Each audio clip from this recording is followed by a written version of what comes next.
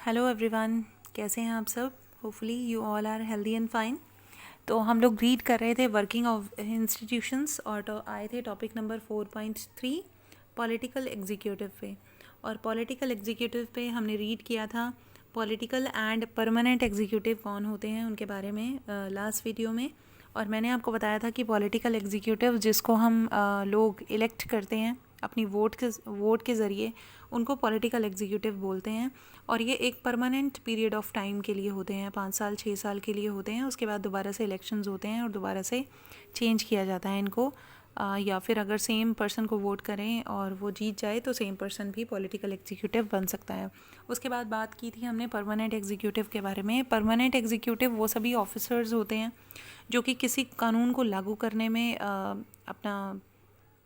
अपना योगदान देते हैं, चाहे वो आईएएस ऑफिसर्स हों, आईपीएस ऑफिसर्स हों, या फिर तहसीलदार हो, या कोई भी दूसरी पोस्ट हो जो कि जो मैं कहूँगी कि सरकार के जितने भी ऑफिसर्स हैं वो इस कैटेगरी में आते हैं परमानेंट एग्जीक्यूटिव में। और इनकी जो ड्यूटी है वो परमानेंट होती है, इसीलिए इनको परमानेंट एग्जीक्यूटिव बोला जाता है। ये लॉन्ग पीरियड ऑफ टाइम के लिए होते हैं। उसके बाद हम आज जो बात करेंगे वो करेंगे prime minister and councils of ministers के बारे में। बहुत ही अहम रोल अदा करते हैं प्राइम मिनिस्टर हमारे देश में। और being a citizen of India हमें ज़रूर पता होना चाहिए कि प्राइम मिनिस्टर कैसे चुने जाते हैं और प्राइम मिनिस्टर की जो काउंसिल ऑफ मिनिस्टर्स होती है वो कैसे चुनी जाती है और उसका क्या क्या रोल होता है किसी भी डिसीजन को लेने में। तो रीडिंग स्टार्ट करते हैं। Let's start. Prime Minister is the most important political institution in the country, yet there is no direct election to the post of Prime Minister. ये अजीब बात है कि Prime Minister is the main important figure of the country, but इसके लिए कोई भी direct election नहीं होता, क्योंकि Prime Minister जो है वो MPs में से चुना जाता है। MPs के इलेक्शन होते हैं और उसके बाद जो है जिस भी पार्टी को मेजॉरिटी मिलती है, जिस भी पार्टी के एमपीज सबसे ज़्यादा होते हैं, लोकसभा में 545 सीट्स हैं टोटल, और 545 सीट्स में से जिस भी पार्टी की सीट्स जो है मेजॉरिटी में आती हैं उस पार्टी के लीडर को चुना जाता है प्राइम मिनिस्टर। और चुनता कौन है? हमारे देश के राष्ट्रपति यानी प्रेसिडेंट ऑफ इंडिया। तो Yet there is no direct election to the post of Prime Minister. The President appoints the Prime Minister. हमारे जो प्रेसिडेंट हैं वही हमारे प्राइम मिनिस्टर को चुनते हैं। इस पोस्ट के लिए कोई भी डायरेक्ट इलेक्शन नहीं होता। But the President cannot appoint anyone she likes. The President appoint the leader of the majority party or the coalition party that commands a majority in Lok Sabha as Prime Minister. तो president जो है अपनी मर्ज़ी से किसी को भी prime minister नहीं बना सकते, वो उसी को ही बनाते हैं जो कि मेजॉरिटी पार्टी का लीडर होता है। जिस भी पार्टी ने मेजॉरिटी में अपने एमपीज़ जीते होते हैं तो डेफिनेटली उसी को ही बनाते हैं, चाहे वो कोलिशन गवर्नमेंट में जिसको लीडर बनाया होता है मेजॉरिटी ने उसको बनाते हैं वो प्राइम मिनिस्टर। कौन बनाते हैं? President of India. In case no single party or alliance get a majority, the president appoints the person most likely to secure a majority support. तो अगर कोई भी पार्टी को मेजॉरिटी नहीं मिलती है तो जिसको भी मेजॉरिटी सपोर्ट मिलता है लोकसभा में दोबारा से वोटिंग होती है और उसी पर्सन को फिर प्राइम मिनिस्टर चुना जाता है। He continues in power so long as he remain the leader of the majority party in coalition. तो जब तक उसे ये मेजॉरिटी का सपोर्ट मिलता रहता है किसी भी प्राइम मिनिस्टर को, तब तक वो प्राइम मिनिस्टर की पोस्ट पर रहते हैं। जब ये सपोर्ट हट जाता है, जब उनके पीछे से ये मेजॉरिटी सपोर्ट हट जाता है, तब वो प्राइम मिनिस्टर नहीं रहते। After the appointment of the prime minister the president appoint other ministers on the advice of the prime minister. जब प्राइम मिनिस्टर की अपॉइंटमेंट हो जाती है बाय द वर्दी प्रेसिडेंट, उसके बाद जो है प्रेसिडेंट और प्राइम मिनिस्टर मिलकर दूसरे मिनिस्टर्स की अपॉइंटमेंट करते हैं। The ministers are usually form the party और the coalition that has the majority in Lok Sabha. The prime minister is free to choose the ministers as long as they are the member of parliament. तो parliament में जितने भी member of parliament होते हैं उनमें से किसको मिनिस्टर बनाना है किसको नहीं, it is totally in the hands of prime minister, क्योंकि प्राइम मिनिस्टर की सलाह पर ही प्रेसिडेंट उनको मिनिस्टर बनाते हैं। But such a person has to get elected on one of the house of the parliament within 6 months of appointment as minister. अब देखने वाली बात ये है कि क्या वो पर्सन जो कि न लोकसभा का मेंबर है न राज्यसभा का, क्या वो मिनिस्टर बन सकता है? तो हाँ, बिल्कुल बन सकता है।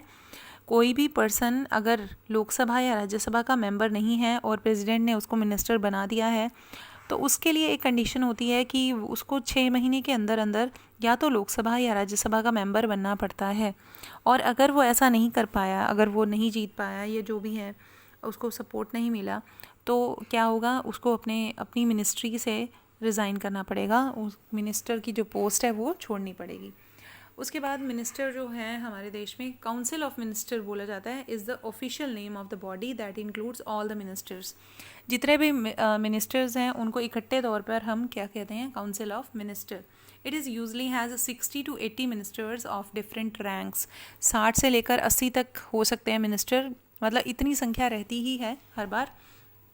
तो इनमें जो फर्स्ट कैटेगरी है वो है कैबिनेट मिनिस्टर्स की, और ये कौन होते हैं? Are usually top level leaders of the ruling party और the parties who are in charge of the major ministries. तो ये जो है कैबिनेट मिनिस्टर्स वो मिनिस्टर्स होते हैं जो रूलिंग पार्टी के एमपीज़ होते हैं। रूलिंग पार्टी में से जिसको मिनिस्टर बनाया गया है उनको बहुत ही मेन पोस्ट दी जाती हैं, मेन मिनिस्ट्रीज़ दी जाती हैं, और उन्हीं को कैबिनेट मिनिस्टर कहते हैं। Usually the cabinet minister meet to take decision in the name of the council of ministers. तो जितनी भी काउंसिल ऑफ मिनिस्टर है उसको बार बार मिलने की ज़रूरत नहीं है। ये जो कैबिनेट है, कैबिनेट क्या है? कैबिनेट में कम मंत्री हैं और जो काउंसिल ऑफ मिनिस्टर है उसमें सारे मंत्री आ जाते हैं। तो जो कैबिनेट ऑफ मिनिस्टर है, मिनिस्ट्री है, ज़्यादातर वही डिसीजन ले लेती हैं, और अगर उसे काउंसिल की ज़रूरत पड़ती है वो तभी आते हैं। तो अदर मिनिस्टर्स अगर बुलाए जाएं तभी वो प्रेजेंट होते हैं, अदरवाइज़ जो कैबिनेट होते हैं, वो कैबिनेट मिनिस्टर्स होते हैं, वो मिलकर डिसीजन ले लेते हैं।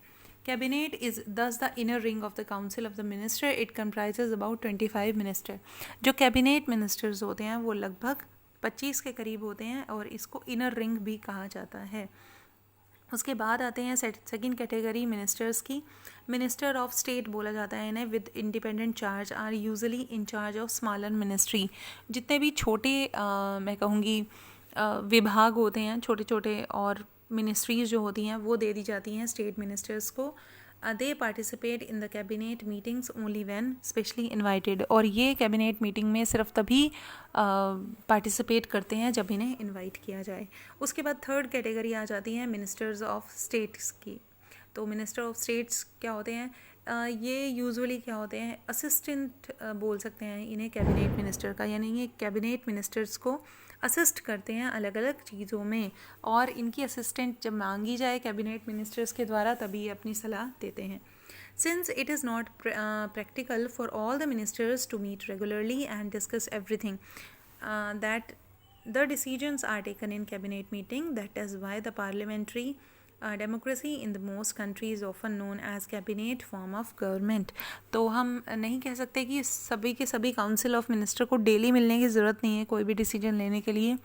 डिसीजन ज़्यादातर जो है वो कैबिनेट के अंदर ही ले लिए जाते हैं, यानी जो 25 मिनिस्टर्स हैं, जो मेन डिपार्टमेंट्स के मिनिस्टर हैं, वही ज़्यादातर डिसीजन ले लेते हैं। इसीलिए कैबिनेट फॉर्म ऑफ गवर्नमेंट भी कहा जाता है इंडिया की गवर्नमेंट को। The cabinet works as a team. The ministers may have different views and opinion, but everyone has on up to every decision of the cabinet. तो cabinet के अपने अपने विचार होंगे हर एक मंत्री के, और वो अपने विचार जो है कैबिनेट मीटिंग्स में रखते हैं। No ministers can openly criticise any decision of the government. Government के द्वारा जो भी डिसीजन लिया गया, गवर्नमेंट यानी सभी मिनिस्टर्स के द्वारा मिलकर जो तय किया गया है, उसे कोई मिनिस्टर अपोज नहीं करता है। Even if it is not about other ministry और डिपार्टमेंट, चाहे वो दूसरी मिनिस्ट्री और डिपार्टमेंट का ही क्यों ना हो, लेकिन वो एक दूसरे को क्रिटिसाइज नहीं करते। Every ministry has secretariat who are civil servants. Secretaries provide the necessary background information of the ministries to take decisions. तो ये जो सेक्रेटरीज होती हैं ये क्या करते हैं? ये वो ऑफिसर्स होते हैं जो कि हेल्प करते हैं मिनिस्टर्स की डिसीजन लेने में।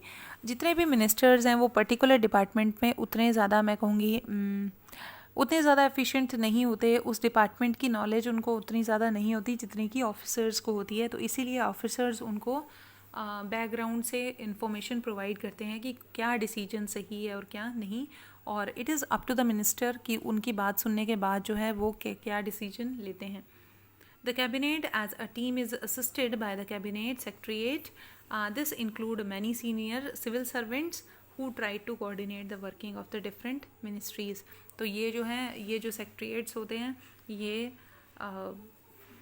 ये कोऑर्डिनेट करते हैं वर्क ऑफ डिफरेंट मिनिस्ट्रीज़ को, यानी अलग अलग मिनिस्टर्स को ये कोऑर्डिनेट करते हैं, उनके साथ सहयोग करके उनको डिसीजन लेने में हेल्प करते हैं। उसके बाद टॉपिक आता है पावर्स ऑफ प्राइम मिनिस्टर।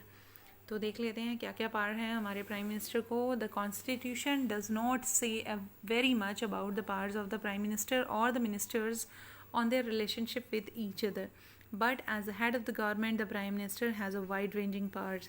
तो ये कॉन्स्टिट्यूशन में साफ साफ तो नहीं लिखा गया कि प्राइम मिनिस्टर की क्या क्या पावर्स हैं, लेकिन प्राइम मिनिस्टर अगर देखा जाए हम प्रैक्टिकल लाइफ की अगर बात करें तो डेफिनेटली प्राइम मिनिस्टर के पास वाइड रेंज है पावर्स की।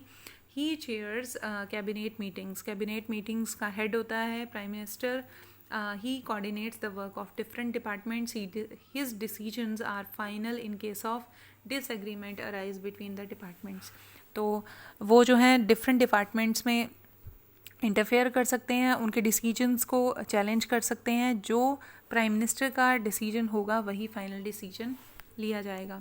ही exercise the general supervision of different ministries. वो हर एक मिनिस्ट्री को सुपरवाइज कर सकते हैं, देख सकते हैं उन्हें। All ministries work under his leadership. The prime minister distributes and redistribute work to the ministries. He also has the power to dismiss ministers when the prime minister quits.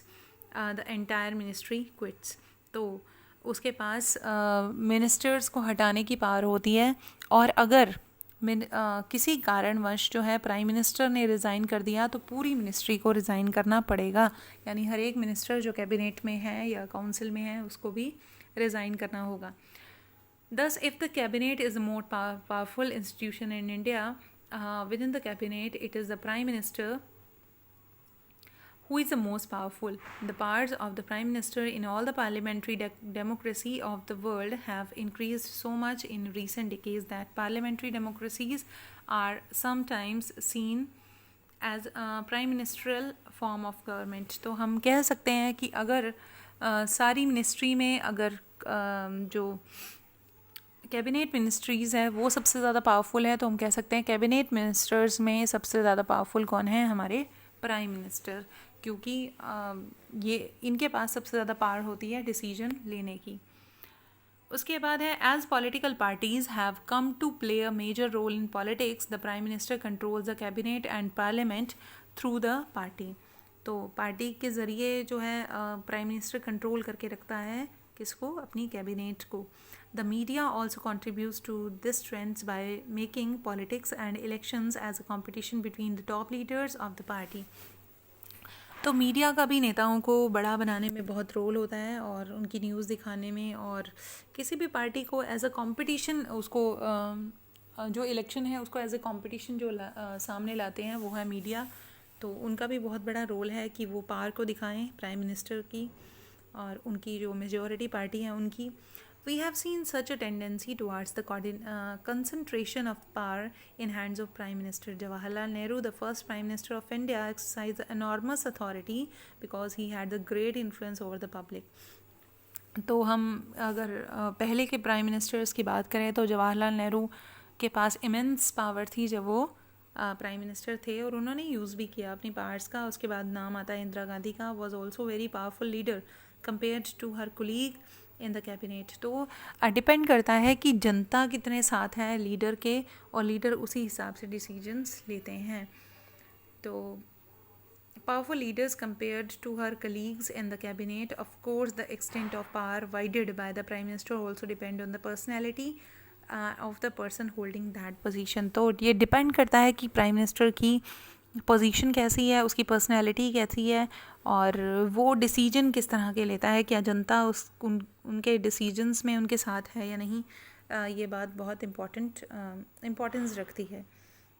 However, in recent years, the rise of coalition politics has imposed certain constraints in the power of Prime Minister. The Prime Minister of the coalition government cannot take decision as he likes.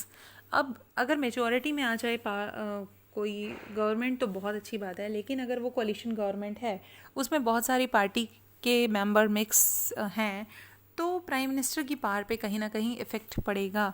क्योंकि अगर coalition government में कोई भी एक party अपना हाथ खींच ले या अब सरकार गिराने की बात करे, तो डेफिनेटली प्राइम मिनिस्टर को रिज़ाइन करना पड़ेगा, और ये उसके लिए अच्छा नहीं होगा। तो कोलिशन गवर्नमेंट में कहीं ना कहीं प्राइम मिनिस्टर की पावर कम होती है, और वो जो है अपनी मनमर्जी के डिसीजंस नहीं ले पाता। Cannot take decision as he likes, he has to accommodate different groups and factions in his party as well as among the alliance partner. He also has to head to the views and position of the coalition partners and other parties who supported in survival to the of the government depends.